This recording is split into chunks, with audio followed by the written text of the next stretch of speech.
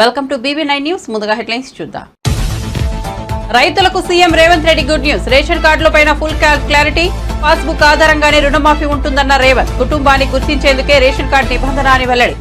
ఎల్లుండి సాయంత్రానికల్లా రైతుల ఖాతాలో డబ్బులు జమ అవుతాయన్న సీఎం. వైసీపీ నేతలు పెద్ద ఎత్తున కబ్జాలకు పాల్పడ్డారన్న రాంప్రసాద్ రెడ్డి. తిరుపతి మఠల భూములను కూడా ఆక్రమించారనే ఆరోపణ. పెద్దిరెడ్డి ఆధ్వర్యంలో గ్రానైట్ కొండలను మింగేశారని మండిపాటు.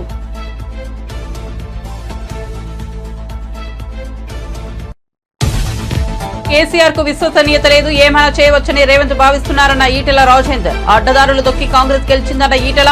రుణమాఫీ నిబంధనలు రైతులకు ఉరితాడుగా మారాయని విమర్శ.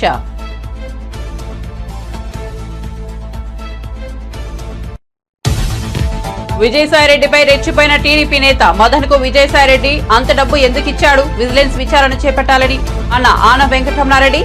శాంతివర్త మదన్ మోహన్ మీడియా సమావేశంలో చేసిన వ్యాఖ్యలను ఆనం ప్రస్తావన. ప్రోటోకాల్ ఉల్లంఘనలు, పార్టీ ఫిరాయింపులపై శాసనసభాపతి గడ్డం ప్రసాద్ కుమార్ కు బీఆర్ఎస్ ఎమ్మెల్యేల ఫిర్యాదు. పార్టీ మారిన ఎమ్మెల్యేలు సభ్యత్వాలను రద్దు చేయాలని డిమాండ్.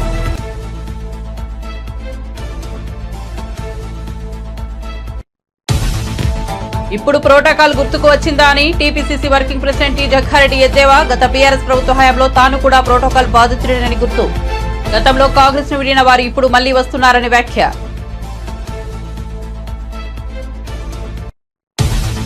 తెలంగాణలో రాగల 5 రోజుల భారీ నుంచి అతి భారీ వర్షాలు కురిసే అవకాశం ఉందన్న హైదరాబాద్ వాతావరణ కేంద్రం. దక్షిణ ఒడిశా పరిసరాల్లో అల్పపీడనం ప్రస్తుతం దక్షిణ ఛత్తీస్గఢ్ ను ఆనుకుని విదర్భను ఆనుకుని ఉందని, అనుబంధంగా ఉపరితల ఆవర్తనం. ఇక వార్త వివరాల్లోకి వెళ్తే, తెలంగాణలో పంట రుణాల మాఫీకి కాంగ్రెస్ ప్రభుత్వం సిద్ధమైన సంగతి తెలిసిందే. అయితే రుణమాఫీకి రేషన్ కార్డు ఉండాలనే నిబంధన అందరినీ గందరగోళానికి గురిచేసింది. ప్రభుత్వంపై విపక్షాలు విమర్శలు ఎక్కుపెట్టాయి. ఈ నేపథ్యంలో ఈ అంశంపై సీఎం రేవంత్ రెడ్డి క్లారిటీ ఇచ్చారు.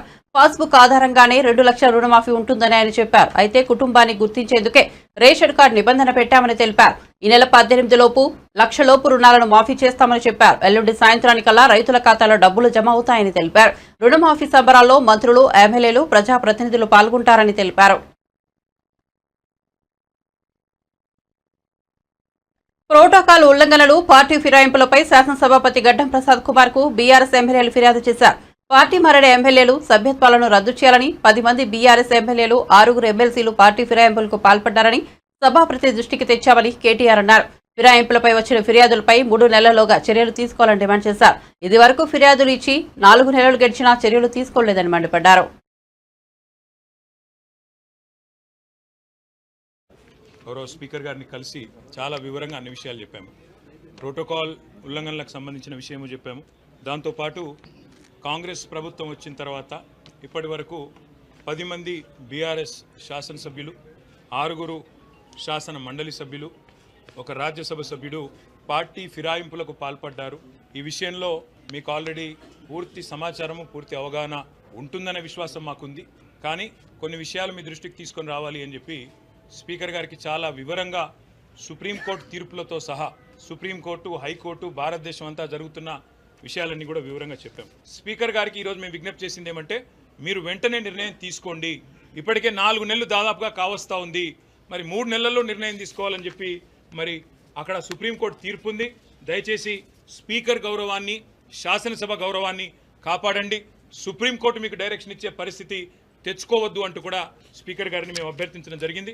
చేతుల్లో రాజ్యాంగం పట్టుకొని పార్లమెంట్లో పోజులు, బయటికి వచ్చి కాంగ్రెస్ కార్యాలయంలో పార్టీ ఫిరాయించిన ఎమ్మెల్యేలకు వారిని వెన్నుతట్టి ప్రోత్సహించే విధంగా రాహుల్ గాంధీ గారు ప్రవర్తిస్తున్నారని చెప్పి కూడా నేను స్పీకర్ గారికి గుర్తు చేయడం జరిగింది. సుప్రీంకోర్టు నిబంధనలు క్లియర్గా ఉన్నాయి. మీకు కాపీ కూడా ఇస్తున్నాం సార్. మిమ్మల్ని కొంతమంది తప్పుదోవ పట్టిస్తున్నారు. ఏమీ కాదని, మీరు ఏ నిర్ణయం తీసుకోకుండా ఇబ్బంది రాదని, మీకే కలంకము రాదని చెప్పి కొంతమంది చెప్తా ఉన్నారు. వారిని స్పీకర్ గారిని మేము అభినందించాం కూడా. మన స్పీకర్ గారు ఒక దగ్గర ఒక యూట్యూబ్ ఛానల్కి ఇచ్చిన ఇంటర్వ్యూలో చాలా స్పష్టంగా చెప్పారు, నేనైతే వ్యక్తిగతంగా పార్టీ ఫిరాయింపులకు నాకు ఇష్టం లేదు, ఒక పార్టీ మీద గెలిచిన వాళ్ళు ఇంకో పార్టీకి పోవడం అనేది అనైతికం అని స్పీకర్ గారు ఏదైతే మాట్లాడారో మేము అభినందించాం. కానీ మాటలతోనే ఆగిపోకుండా మీరు వెంటనే మరి కార్యాచరణ కూడా ప్రారంభించి ఈ 10 మందిని కూడా అనర్హులుగా ప్రకటించి ప్రజాక్షేత్రంలో వారి బలాన్ని రుజువు చేసుకునే విధంగా స్పీకర్ గారు నిర్ణయం తీసుకోవాలని చెప్పి కూడా కోరాము. నేను పరిశీలిస్తాను, చట్టబద్ధంగా రాజ్యాంగబద్ధంగా ఏం చేయాల్సి ఉంటుందో తప్పకుండా అన్ని ఆలోచించి నిర్ణయం తీసుకుంటానని చెప్పి స్పీకర్ గారు చెప్పారు. మాకు స్పీకర్ గారి మీద ఇంకా విశ్వాసం ఉంది. ఒకవేళ వారు కనుక నిర్ణయం తీసుకోకపోతే తప్పకుండా సుప్రీంకోర్టుకి పోతాము.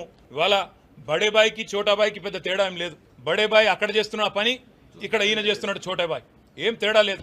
ఆయన తనకుండే అన్ని సంస్థలను వాడుతున్నాడు, బెదిరిస్తున్నాడు రాజకీయ పార్టీలను, వైరపక్షాలను. ఈయన కూడా అదే పని చేస్తూ ఉన్నాడు. మాకు పార్టీ మారిన ఎమ్మెల్యేల మీద సానుభూతి ఉంది. ఎందుకంటే వాళ్ళు రాజకీయంగా ఆత్మహత్య చేసుకున్నారు. వారిని నేను కాపాడలేను, ప్రజలు తప్పకుండా వారిని శిక్షిస్తారు ప్రజాక్షేత్రంలో. అందుకే మేము చెప్పేది, ఇవాళ రాజకీయాల్లో హత్యలు ఉండవు, ఆత్మహత్యలే ఉంటాయనడానికి ఇవే ఒక గొప్ప నిదర్శనం నేను అనుకుంటా ఉన్నా. ఎవరైతే కూలగొడతామని చెప్పారో మొట్టమొదటి పార్టీలో చేరిందే ఆయన. ఇప్పుడు మాకు డౌట్ ఏమొస్తుందంటే, ఏ కడియం శ్రీహరి అయితే చెప్పిండో ఆయన ముందు నుంచే కోవట్టుకున్నాడేమో, ముందు ఆయనతోనే చెప్పించి కథంతా చేస్తున్నాడేమో అని మాకు డౌట్ వస్తున్నది. మా శాసనసభ్యుల బృందం మొత్తం కూడా గౌరవ స్పీకర్ గారిని కలిసి చాలా వివరంగా అన్ని విషయాలు చెప్పాము. ప్రోటోకాల్ ఉల్లంఘనలకు సంబంధించి బీఆర్ఎస్ ప్రభుత్వ హయాంలో ప్రతిపక్ష ఎమ్మెల్యేలు, స్థానిక ప్రజాప్రతినిధులకు ప్రోటోకాల్ పాటించిన కేటీఆర్, హరీష్ రావులకు ఇప్పుడు ప్రోటోకాల్ గుర్తుకు వచ్చిందానని టీపీసీసీ వర్కింగ్ ప్రెసిడెంట్ జగ్గారెడ్డి ఎద్దేవా చేశారు. మంగళవారం గాంధీభవన్లో ఆయన మీడియాతో మాట్లాడారు. వారి పాలన హయాంలో గుర్తుకురాని ప్రోటోకాల్ పై ఇప్పుడు వారికి గగ్గోలు ఎందుకని మండిపడ్డారు. గత బీఆర్ఎస్ ప్రభుత్వ హయాంలో తాను కూడా ప్రోటోకాల్ బాధితుడేనని గుర్తు చేశారు. సంగారెడ్డిలో నన్ను విపక్ష ఎమ్మెల్యేగా అవమానించారని, అయినా పెద్ద మనసుతో నేను పట్టించుకోలేదన్నారు. ప్రభుత్వ కార్యక్రమంలో ఓడిపోయిన మాజీ ఎమ్మెల్యే కొబ్బరికాయ కొట్టేవారని, ఆ సమయంలో హరీష్ రావు జిల్లా కలెక్టర్ పక్కనే ఉండేవారని గుర్తు చేశారు. ఎమ్మెల్యే ఉన్నావు, నువ్వు కొబ్బరికాయలు కొట్టాలి. మంత్రి వస్తుండే పోతుండే, అసలు కలెక్టర్ ఆఫీస్కి వెళ్ళి ఫోన్లు కూడా ఉండకుండే. ఎమ్మెల్యే నేను, హరీష్ రావు ఓడిపోయిన ఎమ్మెల్యే వచ్చి కొబ్బరికాయలు కొడుతుంది. నేను ఒకరోజు మా పార్టీ నాయకులు, కార్యకర్తలు, ప్రజలు కూడా అడిగారు, అదేందన్నా నువ్వు ఎమ్మెల్యే ఉన్నావు, నువ్వు కొబ్బరికాయలు కొట్టాలి, మరి ఎమ్మెల్యే కొబ్బరికాయలు కొడుతున్నాడు, హరీష్ రావు పక్కన నిలబడ్డాడు, ఆ పక్క కలెక్టర్ ఉన్నాడు, ప్రోటోకాల్ ఏం లేదన్నా అంటే నేనన్నా, అరే మనకు ఉదారమైన స్వభావం ఉన్నదిరా కొట్టుకొని కానీ అన్నా. కొబ్బరికాయలు ఏంద్రా, గుమ్మడికాయలు కూడా కొట్టుకొని పోయినాడని చెప్పేసి నేను ఎప్పుడు కూడా, ఎందుకంటే కలెక్టర్ కానీ అధికారులకు కానీ ఫోన్ చేయలే, అరే నాయనా నేను ఎమ్మెల్యే ఉన్నా, నేను కొట్టాల్సిన కొబ్బరికాయలు గుమ్మడికాయలు అవతలోడు ఓడిపోయినాడు కొడుతున్నాడు, మరి మంత్రి ఏమో పక్కకు నిలబడ్డాడు, ఆ కలెక్టర్ ఏమో చేతులు కట్టుకొని నిలబడ్డాడు. ఇక అట్లా నేను ఒక ఎగ్జాంపులే కానీ నేను జాలిపడ్డా. నాకు జర పెద్ద గుణం కదా, పెద్ద మనసు కదా, మా పోని కొట్టుకోపోని పిల్లగాడు ఏదో కొట్టుకుంటున్నాను వదిలేసిన. అంటే వేస్ట్ అది. వాళ్ళు ఈ ప్రోటోకాల్ గురించి ముఖ్యమంత్రి రేవంత్ రెడ్డి గురించి మాట్లాడడం, ఇప్పుడు మా కాంగ్రెస్ పార్టీ, మా ప్రభుత్వం, ముఖ్యమంత్రి గారి యొక్క పరిపాలన ముందు బెటర్ నేనేమంటున్నా, కేటీఆర్, హరీష్ రావుకి మీరు ముఖ్యమంత్రి గారు స్పెషల్ అపాయింట్మెంట్ తీసుకొని ఒకసారి మళ్ళా నేర్చుకోండి. మీరు సలహా ఇస్తున్నారు ఇద్దరికి.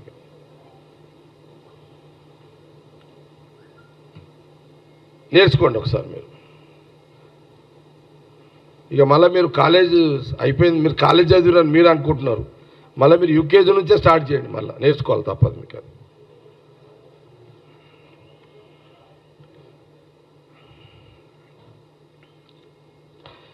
మళ్ళీ నేను చాలా సందర్భాల్లో చెప్పిన, ముఖ్యమంత్రి గారు రోజు సెక్రటరియట్లో రివ్యూస్ చేస్తున్నాడు. ముఖ్యమంత్రి రేవంత్ రెడ్డి గారు రోజు సెక్రటరియట్లో రివ్యూస్ చేస్తున్నాడు. దేశ విదేశాల నుంచి డెలిగేట్స్ వస్తున్నారు.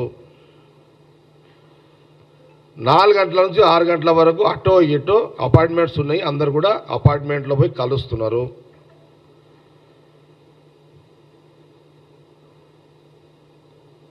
నేను నెల రోజులు నేను మొన్న పోయినా, నేను ముఖ్యమంత్రి గారి ఛాంబర్కి పోయినా. గత ప్రభుత్వ హయాంలో వైసీపీ నేతలు పెద్ద ఎత్తున భూ కబ్జాలకు పాల్పడ్డారని మంత్రి రాంప్రసాద్ రెడ్డి ఆరోపించారు. తిరుపతి మఠాల భూములను కాజేశారని మండిపడ్డారు. దేవాలయ శాఖకు చెందిన భూములను భారీగా ఆక్రమించేశారని చెప్పారు. కబ్జాకు గురైన భూములను తప్పకుండా ప్రభుత్వానికి అప్పగిస్తామని తెలిపారు. మాజీ మంత్రి పెద్దిరెడ్డి ఆధ్వర్యంలో గ్రానైట్ కొండలను మింగేశారని చెప్పారు. ప్రతిరోజు వేల ట్రిప్పులతో ఇసుకను తరలించారని అన్నారు. వైసీపీ ప్రభుత్వ బాధితులు ఎవరైనా సరే ప్రభుత్వం వద్దకు వస్తే వారి సమస్యలను పరిష్కరిస్తామని హామీ ఇచ్చారు. పార్టీ అధికారంలోకి వచ్చిన 35 రోజుల్లోనే గత 5 సంవత్సరాల్లో జరిగిన దోపిడీ విషయంలో సరైన ప్రణాళికతో మేము ముందుకెళ్తున్నాం. ముఖ్యంగా గత 5 సంవత్సరాల్లో రాష్ట్ర ప్రభుత్వానికి సంబంధించిన అలాగే రాష్ట్ర ప్రజల యొక్క ఆస్తులను దోపిడీ చేసిన ఆనాటి ప్రభుత్వం యొక్క భూములనైతేనే వాళ్ళు దోచుకున్న ఖనిజాలైతేనే దీనిల మీద సమగ్ర విచారణతో ఈరోజు మా ప్రభుత్వం ముందుకెళ్తా ఉంది. దాంట్లో ముఖ్యంగా నిన్న మా ముఖ్యమంత్రి వర్యులు రాష్ట్రంలో ఉన్న భూములపై శ్వేతపత్రం రిలీజ్ చేయడం జరిగింది. దాంట్లో కొన్ని నిజాలు మీ దృష్టికి తీసుకోబోదలిచాం. ముఖ్యంగా గత 5 సంవత్సరాల్లో ఆంధ్ర రాష్ట్రంలో సుమారు 1,75,000 ఎకరాల భూమిని వైసీపీ పార్టీ నాయకులైతేనేం కార్యకర్తలైతేనేం కాజేయడం జరిగింది. దానిలో ప్రభుత్వం భూములు ఉన్నాయి, మఠాలకు సంబంధించిన భూములు, దేవాలయాలకు సంబంధించిన భూములు, అలాగే ప్రజలకు సంబంధించిన భూములు ఉన్నాయి. దీనిలో విలువ అక్షరాల 35,000 కోట్ల రూపాయలు అంటే మీరు అర్థం చేసుకోవాలా. ఆ రోజు ఆర్థిక వనరులు సమకూర్చుకునే దానికి ఆనాటి ముఖ్యమంత్రి జగన్మోహన్ రెడ్డి ఆయన మంత్రివర్గంలో ఉన్న కొందరు బడా నాయకులు ప్రభుత్వం యొక్క భూములను వాళ్ళ పేర్లతో రిజిస్టర్ చేసుకోవడం జరగడం, అలాగే గవర్నమెంటు అలాగే మాన్యాలకు సంబంధించిన భూములను ఆన్లైన్లలో చేసుకోవడం, డీకేటీ భూములను కూడా కాజేయడం, మానవాళికే చేటైన వంకపరం పోగులు, నాలాలు, చెరువులు ఇవన్నీ కబ్జా చేసిన ఘనత ఆ ప్రభుత్వానికే దక్కింది. ఎక్కువ ఈ కార్యక్రమాలు చేపట్టింది ఎమ్మెల్యేలు, మంత్రులుగా చలామైన వాళ్ళే. మేము ఈ 35 రోజుల్లో మా అధికారుల ద్వారా సమీక్షలు నిర్వహించి ల్యాండ్లలోకి వెళ్ళి ఎవరెవరు ఆధీనంలో ఉన్నాయని చూస్తే అక్కడ విస్తరపోయే నిజాలు బయటకు వచ్చాయి. చిత్తూరు జిల్లాలో ఆనాటి మంత్రి అలాగే ఎంపీగా ఉన్న అతను వాళ్ళ కుటుంబ సభ్యులు సుమారు 3,000 ఎకరాల భూములను వాళ్ళ పేర్లతో పెట్టుకోవడం జరిగింది. పులిచెర్ల అయితేనేం, అలాగే అంగళ్ళు తమ్మలపల్లి కాన్స్టిట్యున్సీలు అయితేనేం, మదనపల్లి, పుంగునూరు చెప్పుకుంటా పోతే ఎక్కడ చూసినా ఆ భూములను కాజేసినారు. తిరుపతి విషయానికి వస్తే ఎప్పుడు నుంచో మఠాల్లో ఆధీనమైన ఉన్న భూముల్ని కూడా కాజేయడం జరిగింది. మేము ఒకటే చెప్తున్నాం, ప్రజలకు భరోసా ఇచ్చాం. ఎప్పుడైతే తెలుగుదేశం పార్టీ ప్రభుత్వం ఏర్పాటు అవుతుందో తప్పకుండా విచారించి ఆ భూములన్నీ ప్రభుత్వానికి అప్పచెప్తామని చెప్పాం. అదే కార్యక్రమాలు ఈరోజు మా యొక్క ప్రభుత్వం చేస్తుందని మీ అందరికీ తెలియజేసుకుంటున్నాం. రాష్ట్రంలో ఇసుక దోపిడీ జరిగింది. ఆ దోపిడీ కూడా పక్కల రాష్ట్రాలైన తమిళనాడు, కర్ణాటకకు రోజు వందలాదిగా వేలాదిగా టిప్పర్లలో తరలించి లక్షలాది రూపాయలు గడించినారు. ఆ రోజు గనుల శాఖ మంత్రి అయిన పెద్దిరెడ్డి రామచంద్రారెడ్డి ఆధీనంలోనే రాష్ట్రంలో ఉన్న గ్రానైట్ కొండలన్నీ ఆయన చేతుల్లోనే ఉన్నాయి. తెలుగు రాష్ట్రాల్లో సంచలనం రేపుతున్న శాంతి బిడ్డకు తండ్రి ఎవరనే ఇష్యూపై టీడీపీ నేత ఆనం వెంకటరమణారెడ్డి సీరియస్ గా స్పందించారు. వైసీపీ మాజీ ఎంపీ విజయసాయిరెడ్డి శాంతి వ్యవహారంపై సెన్సేషనల్ కామెంట్ చేశారు. మదన్ మోహన్ తన బిడ్డకి తండ్రి ఎవరని అడిగారని, ఆ పరిస్థితి ఎవరికీ రాకూడదని అన్నారు. బిడ్డకి విజయసాయిరెడ్డి తండ్రి అని మదన్ చెప్పాడని అన్నారు. అయితే విజయసాయికి అంత సీన్ లేదని, కుమార్తెని దత్తత తీసుకుని పెంచుతున్నారని వ్యాఖ్యానించారు. విజయసాయి పూజకు పనికిరాని పువ్వు, పనికొచ్చే పువ్వు అనేది DNA టెస్ట్ చేయించుకోవాలన్నారు. ఎట్టముడతారు పిల్లల దానికి పక్కన వాళ్ళందరూ నవ్వడం, అదొక జోకు, వీళ్ళందరూ నవ్వడం. గే అంట గే. సరే, బెయిల్ని డైరెక్ట్గా ప్రెస్ ఛానల్స్ని బెదిరించిన విజయసాయిరెడ్డి, బెయిల్ మీద ఉన్న విజయసాయిరెడ్డిని వెంటనే సిబిఐ వాళ్ళు బెయిల్ క్యాన్సిల్ చేయమని కోర్టులో వేస్తే మేము స్వాగతిస్తాం దాన్ని. ఎందుకంటే ఇక్కడితో ఆగేది కాదు, ఇది పెద్దదై చిలికి గాలివాన్ అవుద్దని మనకు అందరికీ తెలుసు. ఈ who is the father of the child అనేది కూడా బయటికి రావాలి డెఫినెట్గా. ఇంకొక విషయం, వీడు నేను ఎన్ని ప్రెస్ మీట్లు పెట్టుంటాను విజయసాయిరెడ్డి మీద. ఆదాన్ డిస్టిలరీస్, సారాయి రెడ్డి, పొట్టి సారాయి రెడ్డి ఎప్పుడైనా ప్రెస్ మీట్ పెట్టాడు? ఈడ పెట్టారే. నేను అడిగిన క్వశ్చన్లకి కాకినాడ డీప్ సీ పోర్ట్ పెట్టా, వైజాగ్ ల్యాండ్స్ పెట్టా, టీడీఆర్ బాండ్స్ ఎప్పుడైనా పెట్టా అంటే వాటికి మాత్రం ఈయన ఆన్సర్ ఇడు. ఆయన ఈయనీడు ఈ ట్విట్టర్లో పెడతాడు. ట్విట్టర్ అన్ని విషయాల్లో కూడా ఈరోజు వైజాగ్ దోపిడీ చేసింది విజయసాయిరెడ్డి అనేది అర్థమైపోయింది. 1,60,00,000 ఇచ్చిన ఒక మెంబర్ ఆఫ్ పార్లమెంట్, చెప్తుండింది ఒక సెంట్రల్ గవర్నమెంట్ ఎంప్లాయీ, ఒక మెంబర్ ఆఫ్ పార్లమెంటు 1,60,00,000 రూపాయలు ఒక సెంట్రల్ గవర్నమెంట్ ఎంప్లాయీకి ఇచ్చాడంటే అతను వెంటనే అరెస్ట్ చేయాలి, సిబిఐ ఎంక్వైరీ అడుగుతున్నాం. ఎందుకంటే it is a serious matter. ఒక పక్క మెంబర్ ఆఫ్ పార్లమెంట్ రాజ్యసభ, ఒక పక్క సెంట్రల్ గవర్నమెంట్ గ్రూప్ 1 ఆఫీసర్. ఒక గ్రూప్ 1 ఆఫీసర్కి 1,60,00,000 ఇచ్చాడని ఆ గ్రూప్ 1 ఆఫీసర్ ఒప్పుకున్న తర్వాత ఈరోజు విజయసాయి రెడ్డిని వెంటనే అరెస్ట్ చేసి సిబిఐ ఎంక్వైరీ చేసి మొత్తం ఒక 2 లాఠీతో 2 తగిలిచ్చేస్తే అన్ని విషయాలు బయటకు వస్తాయని కూడా నేను మనవి చేస్తున్నా. అదే కాదు, ఒక వ్యూ, ఇంకొక వ్యూ కూడా ఉంది, అది మళ్ళీ చెప్తా. సో ప్రెస్ని బెదిరించిన వెంకటకృష్ణ గారి కాడి నుంచి, రాధాకృష్ణ గారి కాడి నుంచి, బిఆర్ నాయుడు గారి కాడి నుంచి, వంశీ అయితే ఏమి, రామోజీరావు ఈనాడునైతే ఏమి బెదిరించి అడ్డదారులు తక్కి ప్రజలను మోసం చేసి కాంగ్రెస్ అధికారంలోకి వచ్చిందని బీజేపీ ఎంపీ ఈటెల రాజేందర్ అన్నారు. రైతులకు 2 లక్షల రుణమాఫీ చేస్తామని ఎన్నికలకు ముందు కాంగ్రెస్ హామీ ఇచ్చిందని, ఇప్పుడు రుణమాఫీకి తెల్ల రేషన్ కార్డు ఉండాలనే నిబంధన పెట్టారని విమర్శించారు. రైతు రుణమాఫీకి 6 పేజీల నిబంధనలు పెట్టారని మండిపడ్డారు. రుణమాఫీ నిబంధనలు రైతులకు ఉరితాడుగా మారాయని చెప్పారు. రేషన్ కార్డులకు దరఖాస్తులు తీసుకుని 7 నెలలైనా ఎందుకు మంజూరు చేయలేదని ప్రశ్నించారు. కేసీఆర్ విశ్వసనీయత లేని నాయకుడిని, అందుకే ఆయనకు ప్రజలు బొందపెట్టారని అన్నారు. కేసీఆర్ను ఓడించాలని కాంగ్రెస్ అడ్డగోలు హామీలు ఇచ్చిందని చెప్పారు. ఒక్కొక్క జిల్లాలో ఒక్కొక్క బహిరంగ సభలో రాహుల్ గాంధీ గారి చేత ఒకటి, ప్రియాంక గాంధీ గారి చేత ఒకటి, వాళ్ళ దేశ అధ్యక్షుల చేత ఒకటి, ఇట్లా అనేక హామీలు ఇచ్చింది. అందులో ఒక హామీ రైతాంగానికి 2 లక్షల రూపాయలు రుణమాఫీ అన్కండిషనల్, ఏ కండిషన్ లేదు. ఇవాళ ఏ 6 పేజీల నిబంధనలు అయితే ఇవాళ ప్రకటించారో, రైతు రుణమాఫీకి 6 పేజీల నియమ నిబంధనలు అని చెప్పి ప్రకటించారో, ఈ నియమ నిబంధనలే రైతుకు ఉరితాళ్ళు. ఈ నియమ నిబంధనలే రైతాంగాన్ని మరోసారి వంచడం, మోసం చేయడం తప్ప ఇంకోటి కాదు. ఇవన్నీ చదవాలంటే ఒక అర్ధగంట గంట అయినా కూడా ఇవాళ కూడా వద్దు.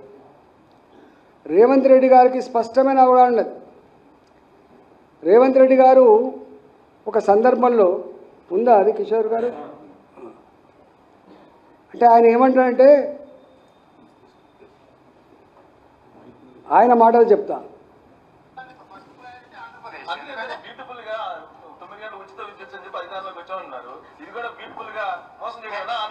నేనేమంటున్నాంటే అండి, ఆంధ్ర తెలంగాణ కాదు, మొత్తం భారతదేశంలో ప్రజలు మమ్మల్ని రాజకీయ నాయకులు మోసం చేయాలని కోరుకుంటుండ్రు. ప్రజలు మేము నిజం చెప్తే వాళ్ళు నమ్మడం కాదు, ఇష్టం ఉండదు వాళ్ళకు. నమ్మకపోవడం వేరు. నేను నిజం చెప్పిననుకో, ఇది ఫ్యాక్ట్ అని చెప్పిననుకో, రేవంత్ రెడ్డి మంచోడు కదా, ఆయనకి ఇష్టం లేదు, ఆయన కాదు కాబట్టి ఆయన అదే చెప్తారు. అంటే భారత ప్రజానీకం గురించి, తెలంగాణ ప్రజానీకం గురించి రేవంత్ రెడ్డి గారు మాట్లాడిన మాట మీరు విన్నారు. ఏమంటాడు ఆయన? రాజకీయ పార్టీలు, రాజకీయ నాయకులు ప్రజల్ని మోసం చేయాలని చెప్పి ఎదురు చూస్తారట. అంటే ఎంత అవమానకరం ఇది. బాధ అంత ఏంటంటే, అసలు ప్రజలకు మరి మాటలు గుర్తున్నాయా లేవా? భారత ప్రజానీకం కానీ, తెలంగాణ ప్రజానీకం కానీ, రాజకీయ నాయకులు, రాజకీయ పార్టీలు మోసం చేయాలనే చూస్తారు, మోసం చేసే నాయకులనే నమ్ముతారు అని. నాగర్ కర్నూలు ఆర్టీసీ బస్టాండ్లో తూడుకుర్తి వయ్య వనపర్తి జిల్లాకు ఏర్పాటు చేసిన కొత్త బస్సును ఎమ్మెల్యే రాజేష్ రెడ్డి ప్రారంభించారు. అనంతరం ప్రయాణికులతో నిండిన బస్సును ఎమ్మెల్యే స్వయంగా నడుపుతూ 10 కిలోమీటర్ల దూరంలో ఉన్న తన సొంత గ్రామానికి వెళ్లారు. ఆర్టీసీ డ్రైవర్ను పక్కనే కూర్చోబెట్టుకుని ఎమ్మెల్యే స్వయంగా బస్సు నడిపారు. ఆర్టీసీ డ్రైవర్ సూచనలు సలహాలు చేస్తుండగా ఆయన బస్సును నడిపారు. కొన్నేళ్లుగా తమ గ్రామానికి ఆర్టీసీ బస్సు రాలేదని ఇప్పుడు రావడం ఆనందంగా ఉందని ప్రయాణికులు సంతోషం వ్యక్తం చేశారు.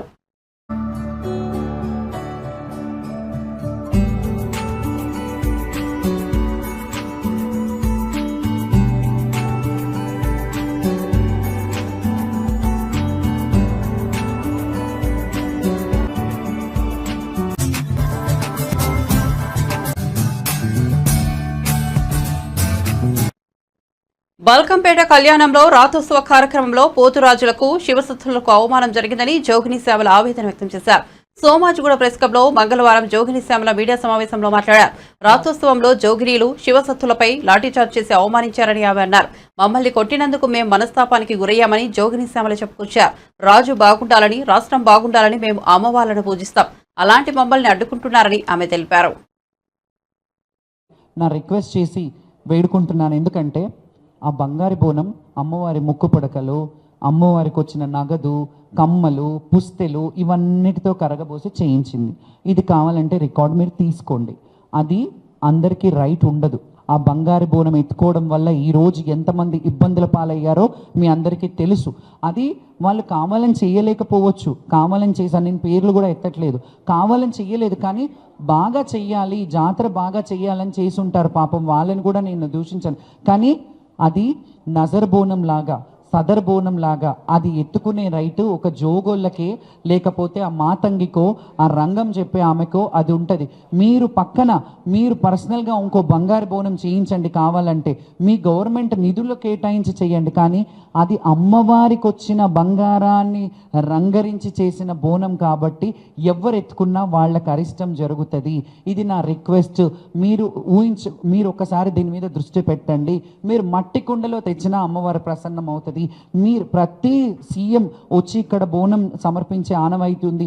మీరు కూడా రండి, వచ్చి బోనం చెయ్యండి. అందులో మాలాంటి వాళ్ళకి ఇబ్బందులు లేకుండా మీరు మంత్రి గారు, కొండ సురేఖ గారు, మీకు కూడా ఒక రిక్వెస్ట్ చెప్తున్నాను. మాకు అంత ఇష్యూ అయింది, నేను వచ్చి మీకు ఒక రిప్రజెంటేషన్ ఇచ్చాను. మీరు కనీసం ఎలా ఉంది అని మీ సబార్డినేట్స్ ఎవరు తర్వాత వాళ్ళు ఉంటారు కదా, వాళ్ళైనా ఒక మాట, మరి శ్యామల వచ్చింది కదా, ఏం జరిగింది, ఎట్లా ఉంది, బాగుందా అని అయినా కనుక్కోవాలి కదమ్మా. మీరు పాస్లైనా ఇప్పించమని ఎండోమెంట్ వాళ్ళకి చెప్పాలి కదా. నేను అందుకే మొన్న నా పర్సనల్ గ్రడ్జ్ ఏమీ లేదు ఇందులో. ఎండోమెంట్ నిర్వహించే బోనాల కార్యక్రమం ఎండోమెంట్ వాళ్లే తీసుకొస్తారు కాబట్టి ఎండోమెంట్ వాళ్లే దీన్ని సమీక్షించి దీంట్లో ఏం ప్రాబ్లమ్స్ ఉన్నాయో మా జోగినీలు కానీ శివశక్తులకు కానీ ఫెసిలిటీస్ ఏర్పాటు చేసి మీరు దగ్గరుండి చెయ్యండి. మా ఆటపాటతో మీరు వెనకాలండి, మాతో కలిసి రండి బోనానికి, అంత అంగరంగ వైభవంగా కలిసి చేద్దాం. ఎంత బాగుంటుంది, అమ్మవారు కూడా ఎంత ప్రసన్నం అవుతుంది. ఇంకొకటి, మారుబోనం అనేది కూడా మహంకాళి జాతరకి చాలాసార్లు అమ్మవారు భవిష్యవాణిలో చెప్పినా దాన్ని కొంత రాజకీయంగా పరంగా చూసి వీళ్ళు వాళ్ళ మీదేసి వాళ్ళు వీళ్ళ మీదేసి ఆ బోనం కూడా సరిగ్గా నిర్వర్తించట్లేదు. నా దగ్గర 16 సంవత్సరాల పేపర్ కట్టింగ్స్ ఉన్నాయి. తొలి బోనం అతిలి ఫ్యామిలీ నుంచి ఎలాగైతే తెస్తానో మారు బోనం కూడా మహంకాళి అమ్మకి మారు బోనం ఎత్తుకునేదాన్ని, అది కూడా రాను తీసేశారు. ఈ కల్చర్ ఏదైతే ఉందో దీన్ని ఒకసారి క్షుణ్ణంగా ఆలోచించి వాళ్ళు చేసే కార్యక్రమాలని వాళ్ళని చేయనివ్వండి. ఎందుకంటే మీకు తెలియదు, ఇప్పుడు పెద్ద వాళ్ళకి నేను ఒప్పుకుంటా, సీఎం గారికో మినిస్టర్ గారికో అది తెలియదు, కానీ ఒక్కసారి అడగండి ఎవరు ఏం జరుగుతుంది ఇక్కడ కల్చర్ ఏంటి అని. ఒక 10 నిమిషాలు గుడిలో కూర్చోండి. ఆ గుడికి సంబంధించిన వాళ్ళు, ఆ చైర్మన్సో లేకపోతే ఈవోలో వాళ్ళందరూ ఉంటారు కదా, వాళ్ళతో కూర్చొని మాట్లాడండి. ఒక్కొక్క గుడికి కమిటీలు పంపించండి, ఒక కమిటీ వేయండి. మీరు ఇంకొకటి చెప్తాను, కమిటీ అంటాను కదా, మీరు ఎండోమెంట్ కమిటీ ఒకటి వేసేస్తారు, వదిలేస్తారు. ఏ దేవాలయాలకు ఆ దేవాలయ కమిటీలు విడివిడిగా ఉంటాయి.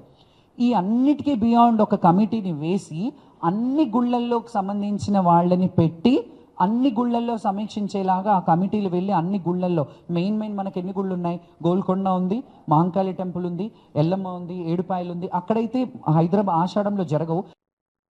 రైతులందరికీ ఎలాంటి షరతులు లేకుండా రుణమాఫీ చేయాలని బీఆర్ఎస్ తరఫున మాజీ మంత్రి హరీష్ రావు డిమాండ్ చేశారు. అసెంబ్లీ ప్రాంగణంలో ఏర్పాటు చేసిన మీడియా సమావేశంలో ఆయన మాట్లాడారు. కొత్త రేషన్ కార్డులు జారీ చేయకుండా ప్రభుత్వం జాప్యం చేయడంతో చాలా మంది రైతులు రుణమాఫీకి అర్హత కోల్పోతున్నారని చెప్పారు. రుణమాఫీకి పాస్బుక్ మాత్రమే ప్రామాణికంగా తీసుకోవాలని కోరారు. పైనే ప్రభుత్వం ఎక్కువ దృష్టి పెట్టిందని స్పష్టంగా అర్థమవుతా ఉంది. మొత్తంగా రైతు రుణమాఫీలో రైతుల సంఖ్యను తగ్గించడానికి, రుణమాఫీ డబ్బును తగ్గించడానికి రాష్ట్ర ప్రభుత్వం అనేక నిబంధనలు పెట్టి కోతలు పెట్టే ప్రయత్నం చేసింది. రైతును రైతుగా చూడాలి గాని రేషన్ కార్డు నిబంధన పేరిట, కుటుంబ నిబంధన పేరిట రైతుల సంఖ్యను తగ్గించడానికి రాష్ట్ర ప్రభుత్వం ప్రయత్నం చేసింది. రైతు రుణమాఫీకి ఇన్ని రంధ్రాన్వేషణలు ఎందుకు? ఆ రోజేమో ముఖ్యమంత్రి గారు వెంటనే పోయి రుణాలు తెచ్చుకోండి అని ఆ రోజు రైతులను ఆకర్షించడానికి, ఓట్లు దండుకోవడానికి ముఖ్యమంత్రి గారు ప్రయత్నం చేశారు. రేషన్ కార్డు, ఒక కుటుంబానికి రేషన్ కార్డును ఆధారంగా తీసుకుంటాం, ఒక కుటుంబంలో ఒక రైతుకు మాత్రమే రుణమాఫీ చేస్తామంటున్నారు. మరి ఎన్నికల ముందు కూడా రేషన్ కార్డు ఉన్నవాళ్లు మాత్రమే ఉరకండి, వాళ్లకు మాత్రమే రుణమాఫీ చేస్తామని చెప్తే బాగుండేది కదా. ఆ రోజేమో ప్రతి రైతుకు అని మాట్లాడారు. 70 లక్షల మంది రైతులు అనే పదం వాడారు. ఆ వీడియో కూడా ఉంది. ఇవాళేమో కొందరు ఆగబడుతున్నావు. ఇది ఎక్కడి పద్ధతి అని మేము అడుగుతా ఉన్నాం. బ్యాంకులు రుణం ఇచ్చేటప్పుడు రేషన్ కార్డు చూడలే కదా. బ్యాంకుల్లో రుణం ఇచ్చేటప్పుడు పాస్బుక్లను చూసి రుణం ఇచ్చారు. బ్యాంకులు నీకు రేషన్ కార్డు ఉన్నాయా, నీ కుటుంబంలో ఎంతమంది ఉన్నారు అని ఏ షరతులు బ్యాంకులు అడగలేదు. కానీ ఆ రోజు బ్యాంకులకు లేని షరతులకు ప్రభుత్వానికి ఎందుకు అని నేను అడుగుతా ఉన్నా. అతను రైతా కాదా చూడండి, అతనికి భూమి ఉందా లేదా చూడండి. అంతేగాని ఇవాళ కుటుంబము రేషన్ కార్డు పెట్టి ఇవాళ ఈ గైడ్ లైన్స్ పెట్టి కోతలు పెట్టే ప్రయత్నం చేస్తా ఉన్నారు. రుణమాఫీ గైడ్ లైన్స్ అంటే ఏమో అనుకున్నాం, గోల్డ్ లోన్స్ కంటే దారుణంగా ఉన్నాయి.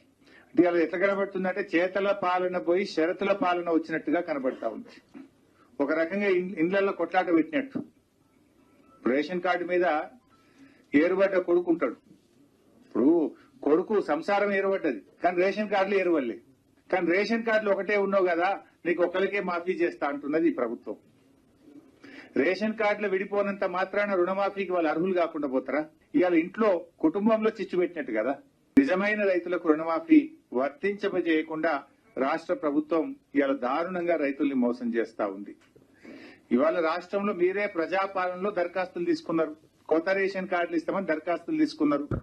లక్షల మంది 7 నెలల కింద దరఖాస్తులు పెట్టినారు. 7 నెలల నుంచి మీ దగ్గర దరఖాస్తులు పెండింగ్ లో ఉన్నాయి. మరి ఆ కార్డులు ఇచ్చుంటే మరికొన్ని లక్షల మంది రైతులు ఇలా అర్హులు అయ్యేవాళ్ళు కదా. ఈ రోజు వరకు కార్డులు ఇవ్వకపోతే మరి ఈ రోజు నీకు కార్డు లేదు కనుక నీకు రైతు రుణమాఫీ జరగదు అంటే ఇది రైతుల్ని దగా చేయడం కాదా?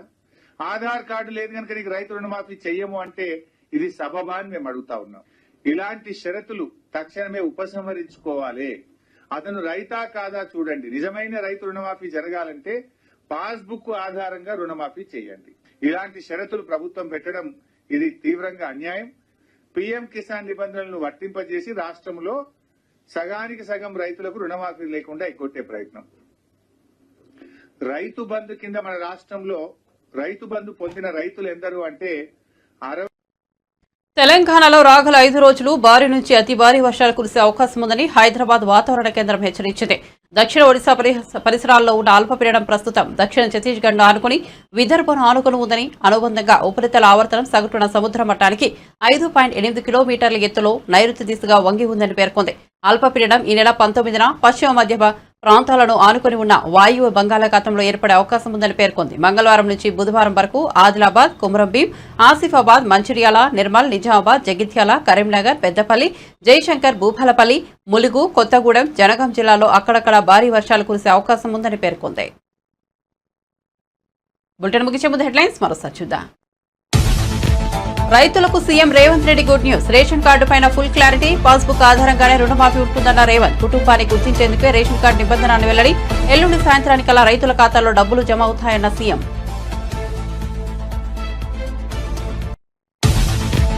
వైసీపీ నేతలు పెద్ద ఎత్తున కబ్జాలకు పాల్పడ్డారన్న రాంప్రసాద్ రెడ్డి. తిరుపతి మఠాల భూములను కూడా ఆక్రమించారనే ఆరోపణ. పెద్దిరెడ్డి ఆధ్వర్యంలో గ్రానైట్ కొండలను మింగేశారనే మండిపాటు.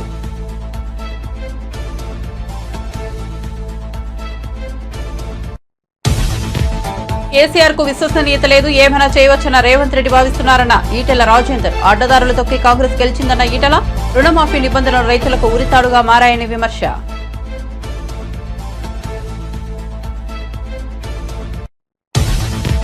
విజయసాయిరెడ్డిపై రెచ్చిపోయిన టీడీపీ నేత మదన్ కు విజయసాయిరెడ్డి అంత డబ్బు ఎందుకిచ్చాడు? విజిలెన్స్ విచారణ జరపాలన్న ఆనం వెంకటరమణారెడ్డి. శాంతివర్త మదన్ మోహన్ మీడియా సమావేశంలో చేసిన వ్యాఖ్యలను ఆనం ప్రస్తావన.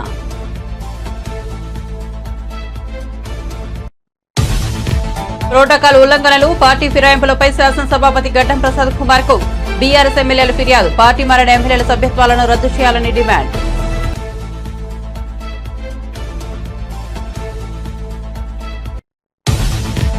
ఇప్పుడు ప్రోటోకాల్ గుర్తుకు వచ్చిందనని టీపీసీసీ వర్కింగ్ ప్రెసిడెంట్ జగ్గారెడ్డి ఎద్దేవా. గత బీఆర్ఎస్ ప్రభుత్వ హయాంలో తాను కూడా ప్రోటోకాల్ బాధితునని గుర్తు.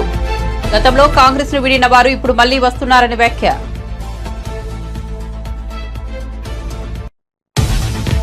తెలంగాణలో రాగల 5 రోజులు భారీ నుంచి అతి భారీ వర్షాలు కురిసే అవకాశం ఉందన్న హైదరాబాద్ వాతావరణ కేంద్రం. దక్షిణ ఒడిశా పరిసరాల్లో ఉన్న అల్పపీడనం ప్రస్తుతం దక్షిణ ఛత్తీస్గఢ్ ను ఆనుకుని విదర్భను ఆనుకుని ఉందని, అనుబంధంగా ఉపరితల ఆవర్తనం. మరిన్ని అప్డేట్స్ కోసం చూస్తూనే ఉండండి BV9 న్యూస్.